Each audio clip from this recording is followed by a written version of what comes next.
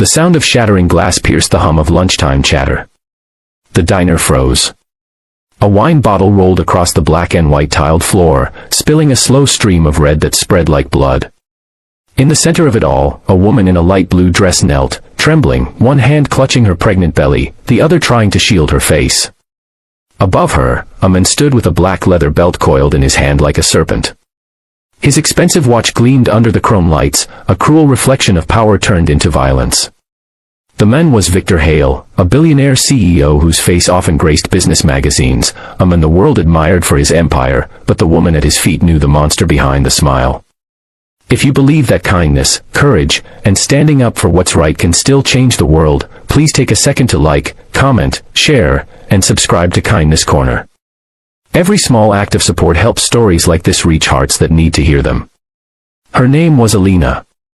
She had once believed in fairy tales, that love could conquer cruelty, that success could mean safety. But months of quiet bruises and whispered apologies had taught her otherwise. And now, inside this bright, bustling diner on a quiet Thursday afternoon, her world shattered completely. Victor's face was cold, his tone low and venomous.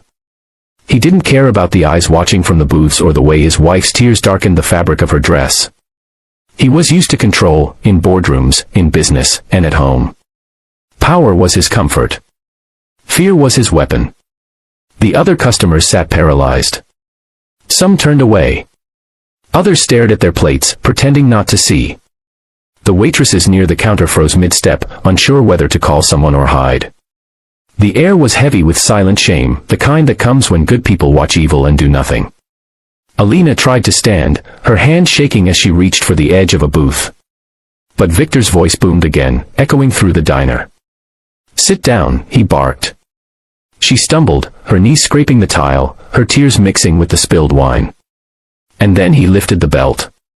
The sound of leather slicing the air made every heart stop. But before it could fall, before another blow could strike, the glass door of the diner swung open. The faint growl of motorcycle engines had gone unnoticed until then. The jingling bell above the door rang once, twice, and then fell silent. The scent of motor oil and wind followed as 5 men stepped in, their boots heavy on the floor, their eyes burning with purpose. The patches on their black vests read Hell's Angels. At their center was a man named Ryder Cole. He was tall, broad-shouldered, his beard streaked with gray, his gaze calm but dangerous.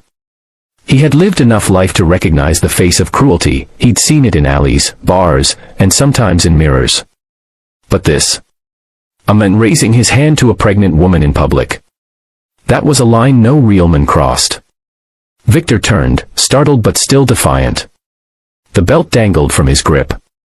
"This doesn't concern you," he spat, his voice laced with arrogance.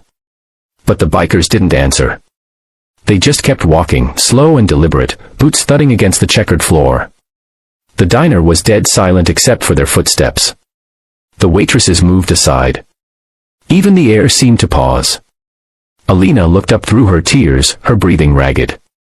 Ryder met her eyes, and in that split second, she saw something she hadn't felt in months: protection. Ryder stopped just a few feet away from Victor. He didn't need to shout. His presence said everything. His voice, when it came, was low, steady, and sharp enough to cut steel. "Put it down." Victor hesitated, trying to laugh it off. "You don't know who I am." Ryder's expression didn't change. "I don't care who you are.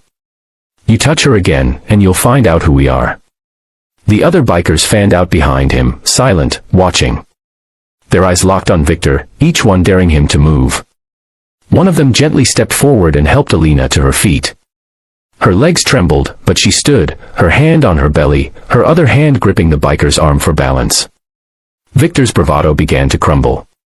His eyes darted between the men, calculating his chances. He was powerful in boardrooms, untouchable in skyscrapers, but here, surrounded by men who lived by loyalty, not money, he was small. He dropped the belt. It hit the floor with a dull thud, the sound of defeat. The bikers didn't touch him. They didn't have to.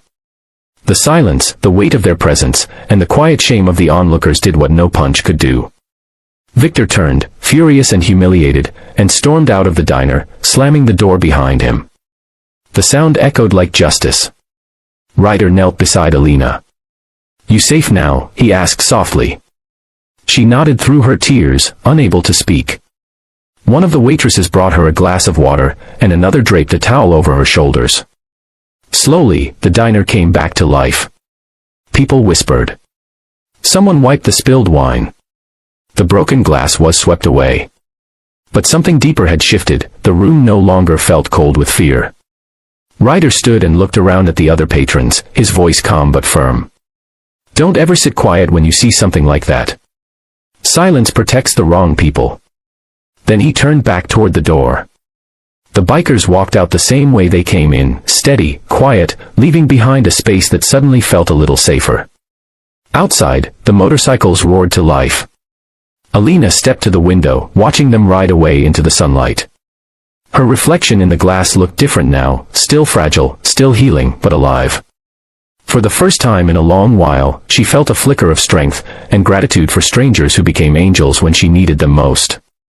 Sometimes heroes don't wear suits or capes. Sometimes they wear leather, ride steel, and carry the courage the rest of the world forgets to use. If this story touched your heart, if you believe courage can come from the most unexpected places, please like, share, and subscribe to Kindness Corner. Let's spread the message that standing up for others still matters. Comment below, what would you have done if you were in that diner? And remember, kindness doesn't always look gentle. Sometimes, it looks like strength.